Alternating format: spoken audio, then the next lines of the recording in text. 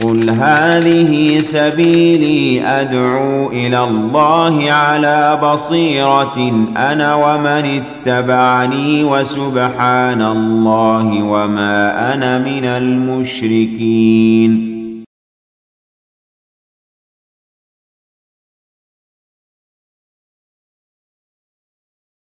Syarah Usul Thalatha. Landasan 1. Jenis-jenis ibadah istighatsah. Dalil istighatsah, memohon pertolongan untuk dimenangkan atau diselamatkan, adalah firman Allah Ta'ala. Ingatlah ketika kamu memohon pertolongan kepada Tuhanmu untuk dimenangkan atas kaum musyrikin, lalu diperkenankannya bagimu. Quran Surat Al-Anfal ayat 9. Syarah dari Syekh Muhammad bin Shalih Al-Utsaimin. Definisi istighatsah. Istighatsah artinya memohon keselamatan dari penderitaan dan kebinasaan. Jenis-jenis istighatsah. Istighatsah dibagi menjadi 4. Pertama, memohon keselamatan kepada Allah Azza wa Jalla. Ini merupakan salah satu amalan yang sangat utama dan sempurna. Ia merupakan tradisi para rasul dan pengikut mereka. Dalilnya adalah sebagaimana yang disebutkan oleh penulis rahimahullah, firman Allah Ta'ala. Ingatlah ketika kamu memohon pertolongan kepada Tuhanmu, lalu diperkenankannya bagimu. Sesungguhnya aku mendatangkan bala bantuan kepada kalian dengan 1000 malaikat yang berturut-turut. Quran Surat Al-Anfal ayat 9.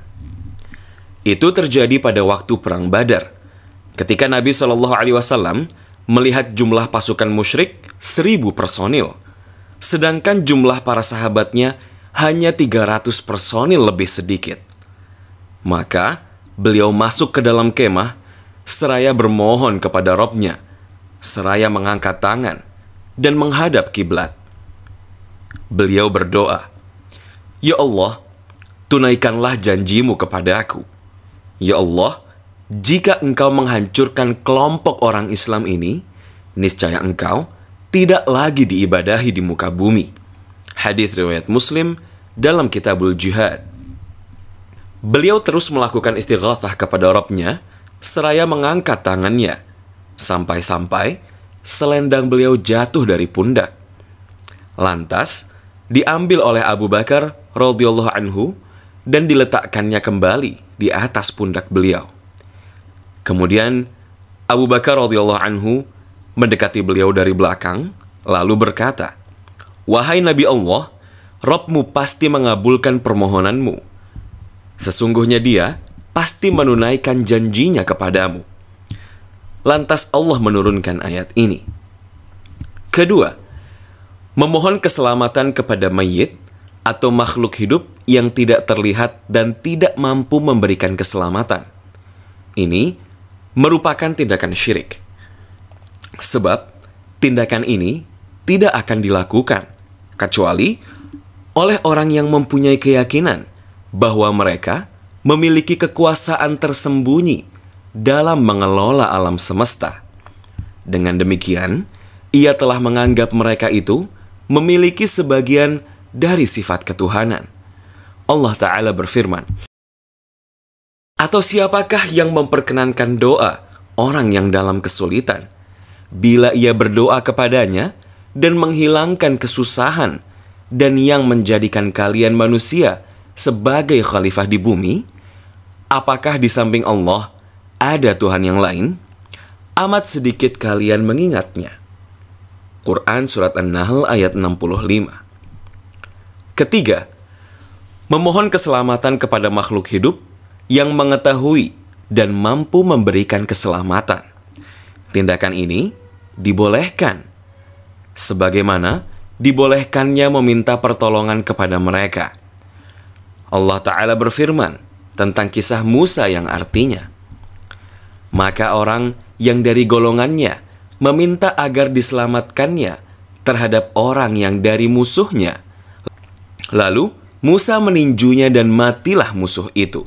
Al-Qasas ayat 15. Keempat, memohon keselamatan kepada makhluk hidup yang tidak mampu memberikan pertolongan tanpa meyakini bahwa ia mempunyai kekuatan tersembunyi. Contohnya adalah orang yang tenggelam meminta tolong kepada orang lain yang tangannya buntung. Ini merupakan tindakan sia-sia atau ejekan terhadap orang yang dimintainya untuk menyelamatkannya. Tindakan ini dilarang disebabkan oleh alasan ini dan satu alasan lain, bahwa tindakan orang yang tenggelam ini bisa memperdayakan orang lain, sehingga orang lain tersebut berkeyakinan bahwa orang yang tangannya buntung itu memiliki kekuatan tersembunyi yang bisa menyelamatkan dari kesusahan. Landasan 1. Jenis-jenis ibadah dzabh. Dalil dzabh, menyembelih, adalah firman Allah Ta'ala. Katakanlah, sesungguhnya solatku, ibadahku atau sembelihanku, hidupku dan matiku hanyalah untuk Allah Tuhan semesta alam. Tiada sekutu baginya. Quran Surat Al-An'am ayat 162 hingga 163. Dan dalil dari sunnah, Allah melaknat orang yang menyembelih binatang bukan karena Allah. Hadis riwayat Muslim. Syarah dari Syekh Muhammad bin Shalih Al-Utsaimin.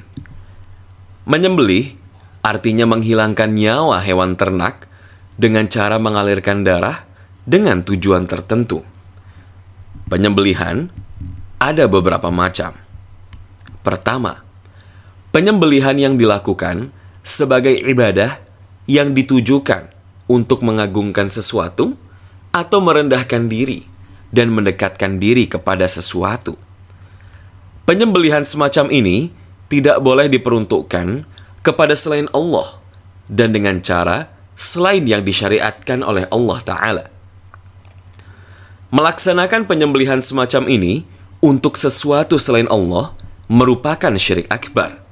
Dalilnya adalah ayat yang telah disebutkan oleh Syekh rahimahullah, yaitu firman Allah yang artinya, katakanlah, sesungguhnya salatku, penyembelihanku, hidupku, dan matiku hanyalah untuk Allah Rabb semesta alam. Tiada sekutu baginya. Quran Surat Al-An'am ayat 162 hingga 163. Kedua, penyembelihan yang dilaksanakan sebagai penghormatan kepada tamu untuk pesta perkawinan dan sebagainya. Ini diperintahkan. Hukumnya bisa wajib atau sunnah. Karena Nabi SAW bersabda, barang siapa beriman kepada Allah dan hari akhir, hendaklah menghormati tamunya. Hadis riwayat Bukhari dalam Kitabul Adab, hadis riwayat Muslim dalam Kitabul Luqatah. Juga sabda beliau SAW kepada Abdurrahman bin Auf, adakanlah walimah walaupun dengan seekor kambing. Hadis riwayat Bukhari dalam Kitabul Buyu', hadis riwayat Muslim dalam Kitabun Nikah. Ketiga, penyembelihan yang dilaksanakan untuk bersenang-senang dengan memakannya, memperdagangkannya, dan sebagainya. Ini merupakan perbuatan mubah. Pada dasarnya, perbuatan ini mubah karena Allah Azza wa Jalla berfirman, dan apakah mereka tidak melihat bahwa sesungguhnya kami telah menciptakan binatang ternak untuk mereka, yaitu sebahagian dari apa yang telah kami ciptakan dengan kekuasaan kami sendiri, lalu mereka menguasainya, dan kami tundukkan binatang-binatang itu untuk mereka, maka sebahagiannya menjadi tunggangan mereka, dan sebahagiannya mereka makan. Quran Surat Yasin ayat 71 hingga 72. Bisa jadi, penyembelihan semacam ini menjadi diperintahkan atau dilarang, tergantung kepada sarana apakah yang digunakan untuknya.